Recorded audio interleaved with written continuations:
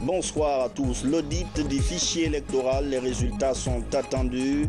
Les experts ont bouclé leurs travaux. Il s'agit de méthodes croisées pour assainir le document.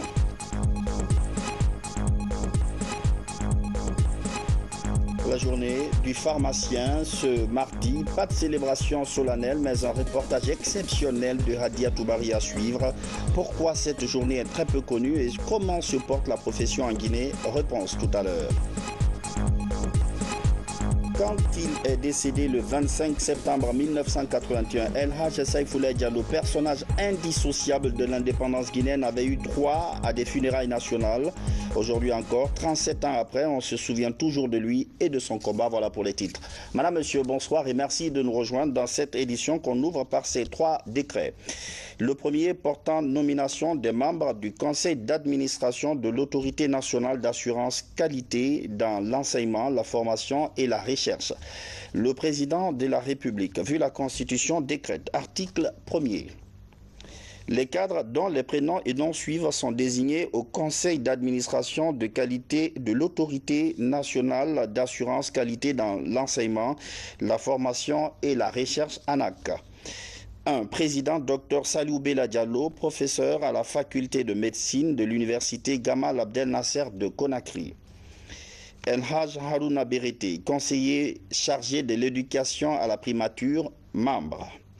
Dr Mamadouba Touré, professeur à la faculté des sciences de l'université Gamal Abdel Nasser de Conakry, membre. Monsieur Ibrahima Souri-Souma, directeur adjoint du Bureau de stratégie et de développement au ministère de l'enseignement technique, de la formation professionnelle, de l'emploi et du travail, membre. Monsieur Gbato Richard Gonoté, chef division planification et développement de l'enseignement secondaire général et technique au ministère de l'Éducation nationale et de l'alphabétisation, membre. Monsieur Joachim Lama, secrétaire général du ministère de l'Économie et des Finances, membre. Monsieur Massé Camara, directeur général du Centre de perfectionnement administratif au ministère de la fonction publique, de la réforme de l'État et de la modernisation de l'administration, membre. Monsieur Mamadou Selou Souari, vice-président de la Chambre représentative des universités privées, membre du Conseil national du patronat guinéen du secteur socio-économique, membre. Professeur Abel Karim Koumari, expert en assurance qualité, directeur général de l'Institut africain de formation en pédagogie, recherche et évaluation en sciences de la santé du Mali, membre. Docteur Caroline Saint-Calmus, experte en assurance qualité en service au ministère de l'Éducation nationale, de l'enseignement supérieur et de la recherche France, membre.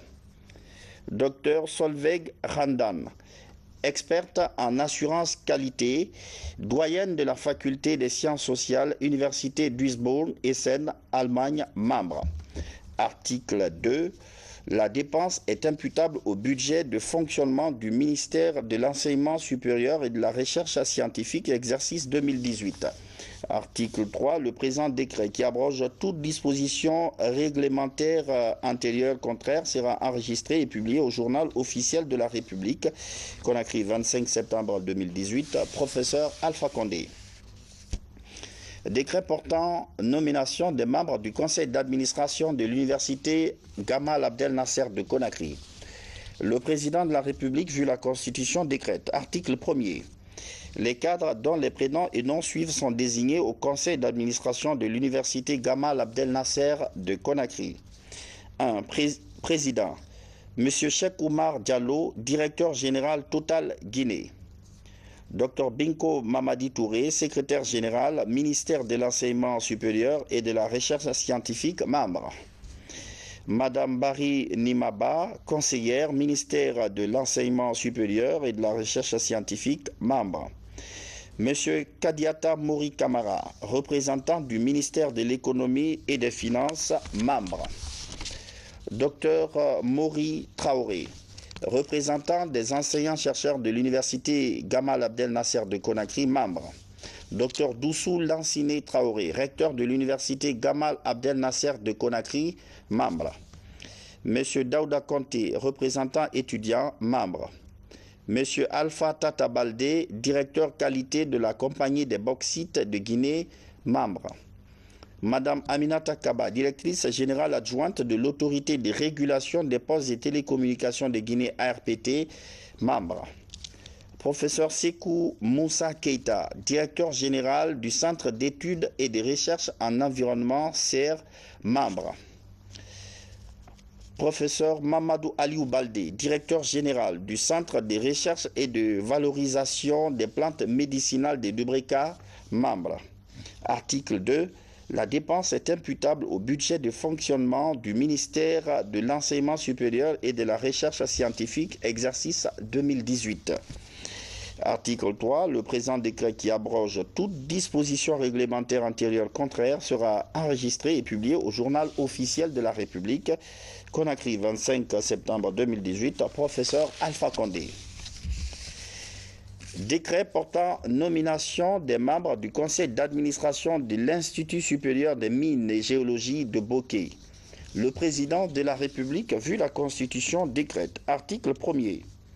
Les cadres dont les prénoms et noms suivent sont désignés au conseil d'administration de l'Institut supérieur des mines et géologie de Bokeh. Président. Monsieur Souleymane Traoré, directeur général de la Compagnie des bauxites de Guinée, CBG. Madame Zeynab Kamara, chef de cabinet représentant du ministère de l'Enseignement supérieur et de la Recherche scientifique, membre. Professeur Mambi Keita, directeur général adjoint représentant ministère de l'Enseignement supérieur et de la Recherche scientifique, membre. Monsieur Philippe Kister, directeur général Société Alliance Minière, membre. Monsieur Frédéric Bouzig, directeur général Société Minière de Bokeh, SMB, membre. Docteur Omar Keita, directeur général de l'Institut supérieur des mines et géologie de Bokeh, membre. Monsieur Lamine Touré, vice-président, Bel Air Mining, membre. Monsieur Mamoudou Yabara Kamara, représentant des enseignants-chercheurs, membre. Monsieur Ismaël Sangaré, président du Collège des étudiants, membre. Article 2. La dépense est imputable au budget de fonctionnement du ministère de l'Enseignement supérieur et de la Recherche scientifique, exercice 2018. Article 3. Le présent décret qui abroge toute disposition réglementaire antérieure contraire sera enregistré et publié au journal officiel de la République, Conakry, 25 septembre 2018, professeur Alpha Condé. CENI, on attend désormais les résultats de l'audit sur le fichier électoral. En tout cas, les travaux sont terminés. Plusieurs experts internationaux ont croisé leurs méthodes pour assainir le document. Makemed Ozo. Après les observations sur le rapport provisoire, le rapport final ou définitif de l'audit complet du fichier électoral est attendu dans la première semaine du mois d'octobre 2018. Loin de toute ingérence dans les travaux des experts internationaux, le comité technique restitue au fur et à mesure les résultats des travaux d'audit.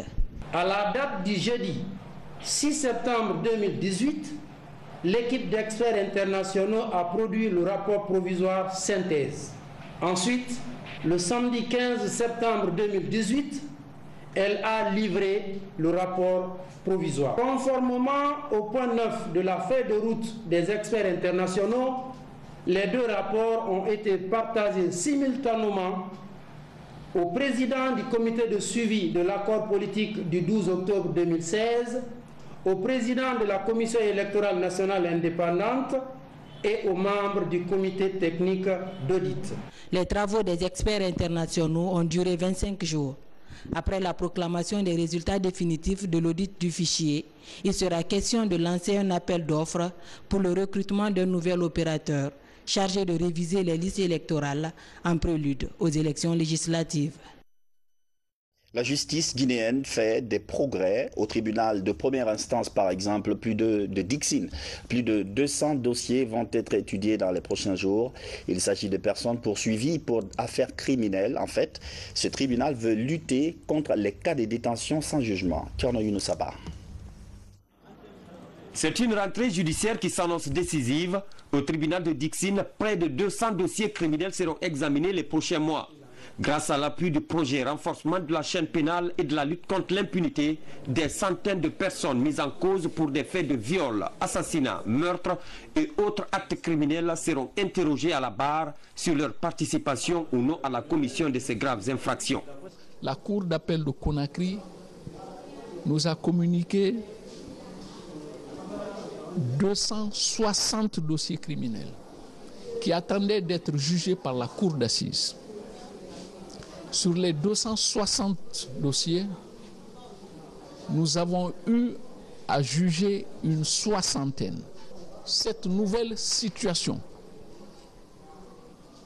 d'apaisement du climat social, notamment, nous allons reprendre nos audiences aussi bien à Dixine qu'à Ratoma pour que tous les dossiers qui sont en instance soient examinés.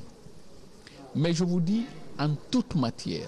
À travers l'Assemblée générale des magistrats de Dixine, le procureur aborde les prochains défis de sa juridiction. Sidi Souleymane Ndiaye promet de lutter contre la détention provisoire abusive des accusés en vue d'une réparation rapide en faveur des victimes. Nous nous sommes assignés des objectifs. Juger prioritairement les dossiers dans lesquels il y a de longues détentions provisoires. C'est une question de bonne administration de la justice. Il n'est pas normal, il n'est pas convenable que les détentions provisoires s'effectuent au-delà du temps requis. Cette rencontre élargie à tous les services a été une occasion pour se fixer des objectifs devant améliorer l'administration de la justice dans ce tribunal dont le ressort s'étend sur les communes de Dixine et Ratouma. Une mission d'évaluation du FMI est actuellement en séjour de travail à Conakry. La délégation a été reçue en audience par le Premier ministre chef du gouvernement. Plusieurs questions ont été passées en revue dans le cadre de cette évaluation. Il ressort que la Guinée continue de progresser sur plusieurs points. Adi Kamara. C'est une mission du Fonds monétaire international. Elle rencontre ici le Premier ministre pour apprécier le niveau d'avancement des réformes engagées par les autorités guinéennes avec l'appui de cette institution financière. L'objectif de notre mission ici à Conakry, c'est de faire le point avec les autorités guinéennes sur la performance économique et l'avancement des réformes dans le contexte de la deuxième revue du programme FEC, c'est-à-dire le programme du Fonds monétaire de faciliter l'âge du crédit qui soutient la Guinée afin de mettre en place ces réformes au cours d'une période de 3 ans et qui a été approuvé à fin décembre et qui donne un décaissement de autour de 170 millions de dollars sur une période de 3 ans. Donc on a eu véritablement l'honneur et le plaisir d'échanger avec Monsieur le Premier ministre et de faire le point en termes de où on est, en termes de performance économique et en termes d'avancement dans les réformes. Pour soutenir la croissance économique de la Guinée, le Fonds monétaire international veut aller vite et bien. Déjà, les programmes et projets de développement initiés par les autorités guinéennes avancent à grands pas.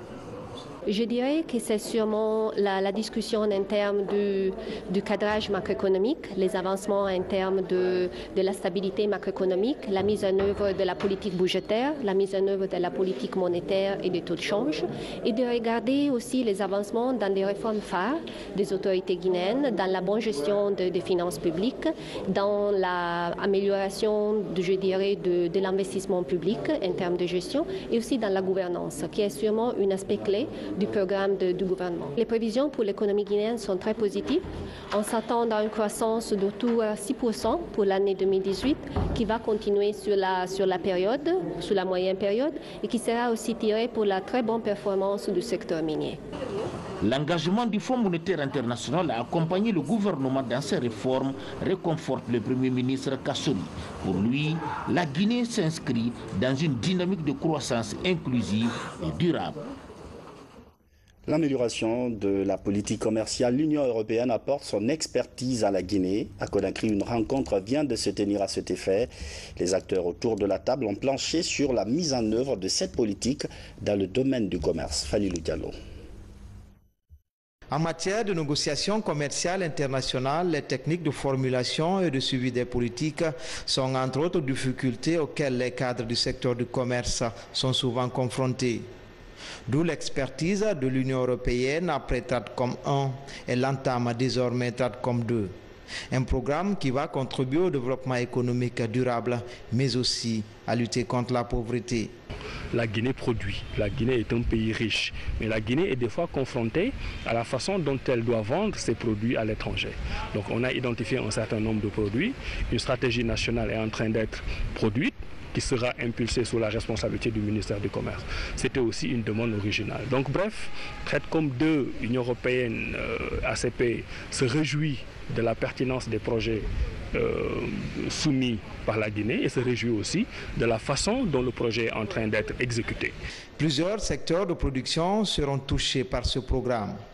Il va durer 6 à 9 mois et le gouvernement guinéen attache du prix à sa mise en œuvre. Le gouvernement guinéen, à travers le ministère du Commerce, ne ménagera aucun effort pour permettre aux différents acteurs concernés par le projet Appui à l'amélioration des capacités institutionnelles et techniques en matière de formation, de mise en œuvre et de suivi des politiques commerciales, de participer activement au processus en cours pour le bonheur des populations guinéennes. Au bout de ce programme, plus de cadres venus de différents secteurs du commerce seront outillés en technique de négociation internationale. Le but est recherché, faire de la Guinée une plate tournante en termes de négociation à l'échelle internationale. Le projet est intitulé « 50 millions de femmes ont la parole ». Il s'agit d'une approche de la CEDEAO qui accompagne la politique d'autonomisation de la gente féminine. L'idée, c'est de créer une plateforme à l'échelle sous-régionale pour permettre aux organisations de femmes de communiquer entre elles. Mohamed de Camara. Les femmes entrepreneurs d'Afrique, dans leur majorité, sont confrontées à certains obstacles. Ces obstacles se résument à la faiblesse d'instruction et de formation entrepreneuriale, à des barrières culturelles qui entravent leur avancée dans les affaires, mais aussi des difficultés liées à l'accès des crédits bancaires. Pour surmonter ces barrières, la CEDEAO a lancé en 2017 le projet dénommé « 50 millions de femmes ont la parole ». L'initiative vise la création d'une plateforme technologique visant à atteindre 50 millions de femmes africaines dans le but d'améliorer leur capacité d'accès à l'information et au financement pour développer leurs affaires. Le comité aura pour charge essentiellement de créer, d'animer la plateforme qui sera mise en place. Donc de collecter les informations, de mettre sur cette plateforme, de partager les expériences, les acquis des femmes entrepreneurs de la Guinée, les avantages liés à l'entrepreneuriat en Guinée et aussi en même temps les besoins et les contraintes qui empêchent les femmes d'avancer dans leur rôle d'entrepreneur. Le gouvernement guinéen, dans le souci de rendre autonome la guinéenne, a déjà initié plusieurs projets en faveur des femmes. Des initiatives qui cadrent parfaitement avec l'objectif de ce projet de la CEDEAO. La plateforme qui est mise en place aujourd'hui va favoriser quoi? Ça va favoriser les échanges d'expériences entre les femmes africaines. D'abord entre elles, les femmes africaines entrepreneurs, mais ça va également permettre que ces femmes accèdent aux opportunités, accèdent au financement, parce que l'État seul ne peut pas. Ce projet qui sera mis en œuvre sur une période de 3 ans concerne 3 communautés sous-régionales. Ce sont la CEDEAO, le marché commun de l'Afrique orientale et australe et la communauté d'Afrique de l'Est. Il s'inscrit dans le cadre des objectifs de l'agenda 2063 de l'Union africaine.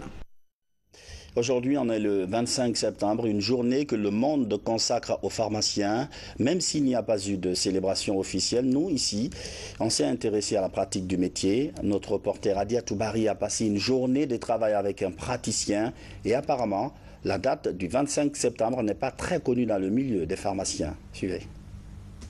Dans cette pharmacie, 2 pharmaciens s'activent à servir les clients. Loin d'eux, l'idée de célébration d'une quelconque journée internationale qui leur est dédiée. Pourtant, la journée du pharmacien existe depuis plus de 10 ans, une initiative de l'Organisation mondiale de la santé pour mettre en exergue la pratique de la pharmacie dans les soins de santé. Il y a des gens qui ignorent même si le pharmacien est un docteur, c'est bien sûr, le pharmacien est un docteur.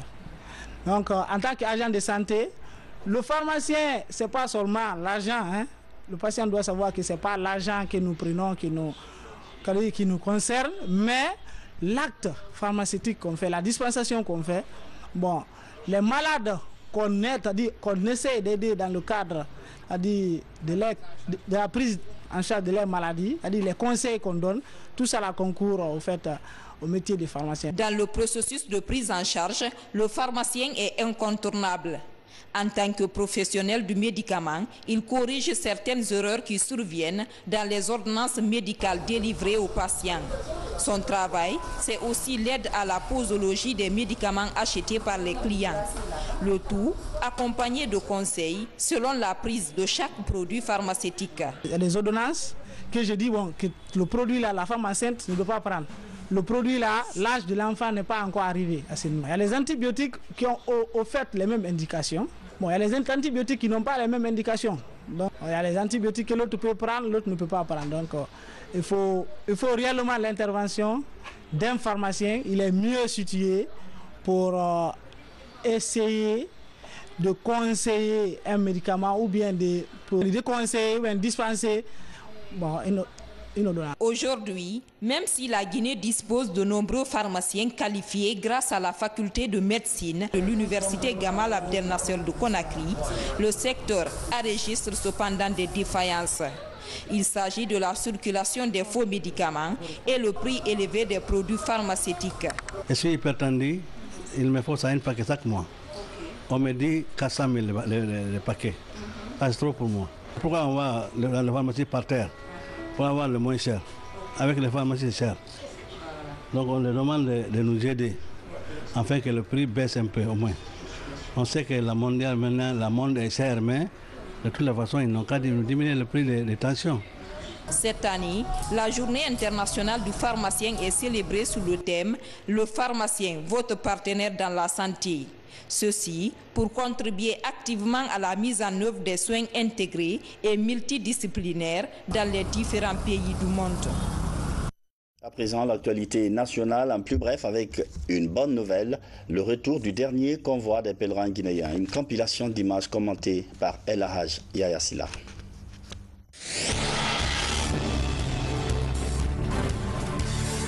La CONASOC, Coalition nationale des organisations de la société civile guinéenne, interpelle toutes les composantes de la nation à donner force à la loi pour le dénouement de cette crise au sein de la Cour constitutionnelle. Pour cette coalition, la crise est purement interne à la Cour et ne saurait se jouer sur un autre terrain autre que le terrain juridique. La CONASOC invite les acteurs de la vie socio-politique et les organisations de la société civile à la retenue, au calme et à éviter toute déclaration et position partisane pouvant empêcher l'interprétation et l'application correcte de la loi.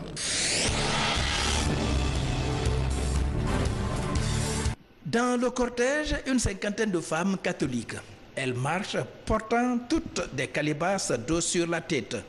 Loin d'être un exercice sportif, ce geste est symbole de paix et d'unité pour ces femmes catholiques de Guinée. Après plusieurs semaines de contact dans les institutions républicaines, elle arrive au ministère de l'Unité nationale et la citoyenneté. Je suis en mission de l'Union mondiale des femmes chrétiennes catholiques pour demander à tout le monde d'aimer la paix, de faire la paix. On ne peut pas aimer la paix, on ne peut pas vouloir la paix sans faire la paix. Je disais tout à l'heure que je devais commencer par le ministre ou le ministère de l'Unité nationale de la citoyenneté. C'est notre cible privilégiée parce que c'est lui qui a la mission du gouvernement pour faire l'unité, pour faire la paix dans notre pays. Aujourd'hui, dans notre pays, nous n'avions besoin que de ça. Alors ces braves femmes sont à cheval. Elles sont en train de passer partout pour véhiculer ces messages de paix, d'unité nationale à l'attention des Guinéens, des fils de Guinée. Je pense que nous devons vraiment prendre ces messages en compte et nous devons en faire notre fer de combat pour vraiment maintenir la paix, l'unité, la quiétude dans notre pays qui est vraiment le socle du développement national dans un pays. Le gouverneur du district 901 du Rotary Club International chez le ministre d'État, ministre de la Santé. Cette délégation est venue redynamiser ses relations de partenariat avec le département de la Santé dans le cadre de la lutte contre la poliomyélite et le paludisme. Avec ce partenariat, le Rotary International compte accompagner le ministère de la Santé dans sa lutte qu'il a déjà enclenchée contre ces deux pathologies. Nous avons écouté l'exposé. Ça répond parfaitement à la vision de la Guinée, à la vision du président de la République, le professeur Alpha Condé. Cette vision qui consiste à assurer une santé des meilleures au peuple de Guinée. Nous avons parlé des maladies et des maladies graves, le paludisme, la poliomyélite, et également nous avons parlé de l'eau, puisque l'eau, autant c'est la source de la vie, mais l'eau est un grand vecteur si elle n'est pas traitée, si elle n'est pas suivie de plusieurs maladies.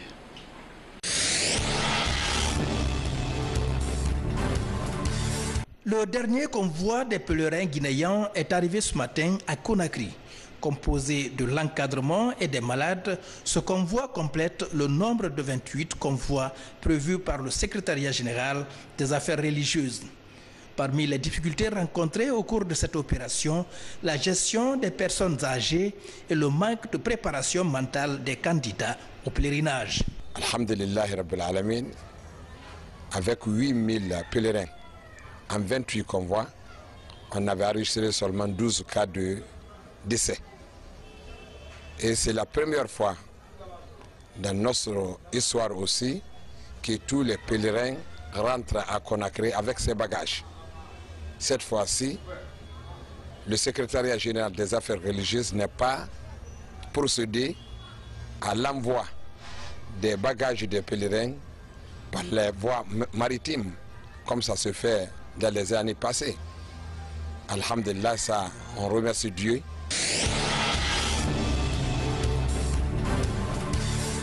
Armée guinéenne, un exercice des défilés est en cours ces jours-ci à Conakry. La Grande Muette prépare sa participation aux festivités du 2 octobre prochain. Une grande parade est prévue au stade du 28 septembre. Commandant Mohamed Kassé de la presse militaire. Après une semaine de répétition, les forces de défense et de sécurité se donnent rendez-vous au stade du 28 septembre. Objectif, faire la synthèse de l'exercice de défilé en vue d'une participation remarquable le 2 octobre prochain dans la célébration de l'an 60 de l'accession de la Guinée à l'indépendance nationale. Ainsi, l'armée de terre avec ses grandes unités, l'armée de l'air, l'armée de mer, la gendarmerie nationale, la police, la douane et le corps des conservateurs de la nature exécutent cet exercice de défilé dans une parfaite harmonie. Toujours dans le souci de rendre plus belle cette fête, les unités d'élite ont été associées comme les écoles militaires, le service de santé des armées, la transmission, l'usine militaire, le service civique d'action pour le développement, les écoles de gendarmerie et de la police. Parmi les corps d'élite, on y remarque la présence du bataillon spécial des commandos en attente de Samoria, le bataillon autonome des troupes aéroportées et les forces spéciales. Le tout placé sous la supervision du chef d'état-major général des armées qui a fait quelques suggestions allant dans le sens de l'amélioration de la qualité du dit défilé.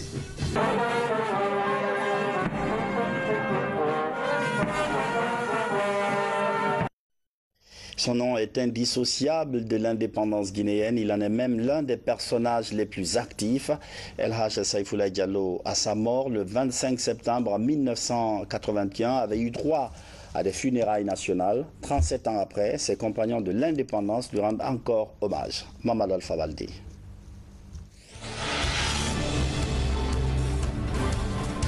« 37 ans après sa disparition, son ombre plane encore sur la Guinée libre et souveraine.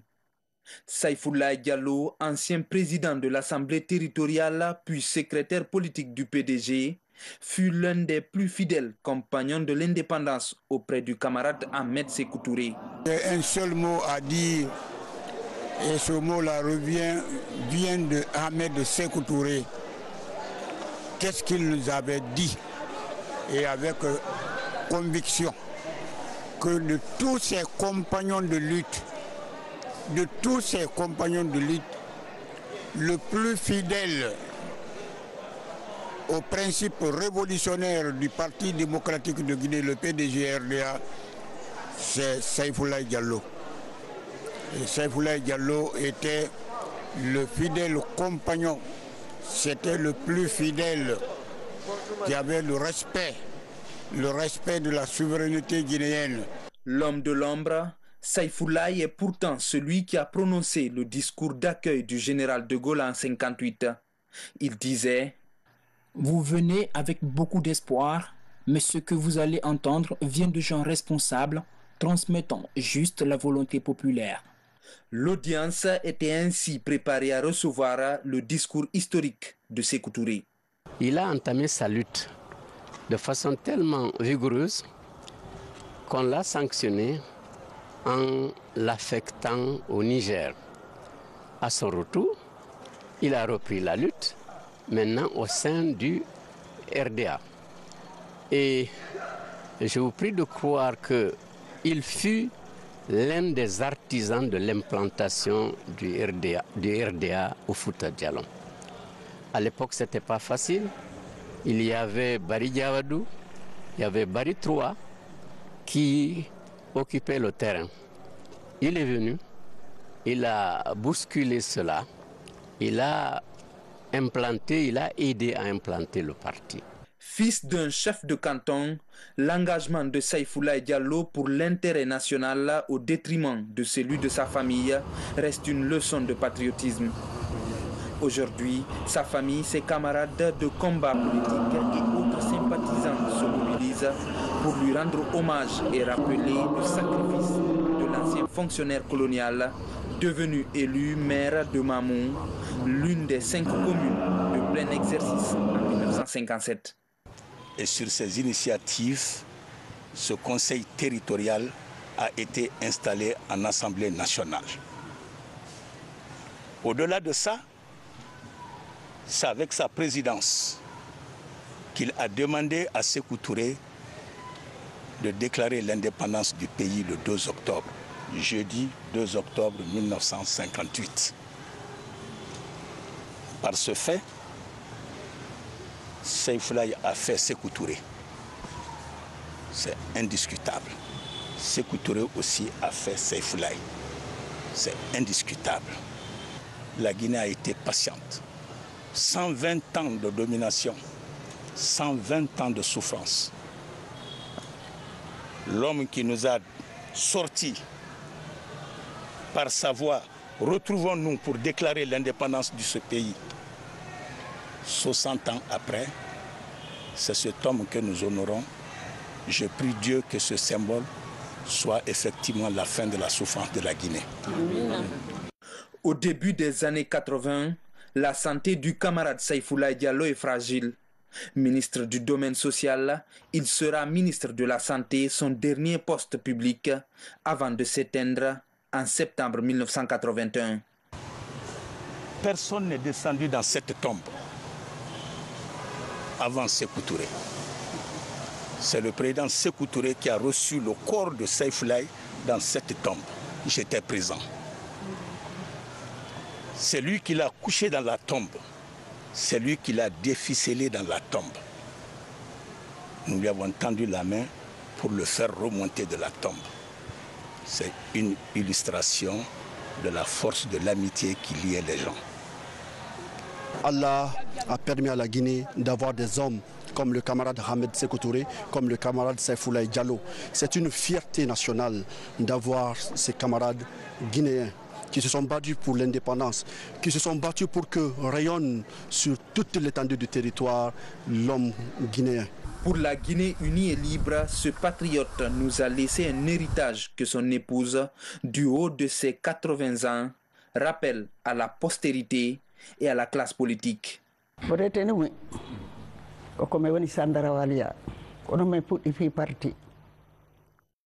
Je me rappelle que tout a démarré à Sandravalia où il tenait des réunions avec l'aide de lampettes et de bougies parfois. À cette nouvelle génération de politiciens, je leur demande de s'accepter et de s'aimer. Il n'est pas facile de s'aimer et de travailler dans la sérénité. Mais pour être comme Sékou Touré et Saifoulaye, il faut s'unir et s'aimer dans la loyauté. C'est seulement comme ça qu'ils pourront accomplir de grandes choses pour la nation. Pour toujours, les œuvres de Saifoulaye Diallo et son sens du devoir pour la patrie continueront à fasciner la Guinée et servir d'exemple à tous.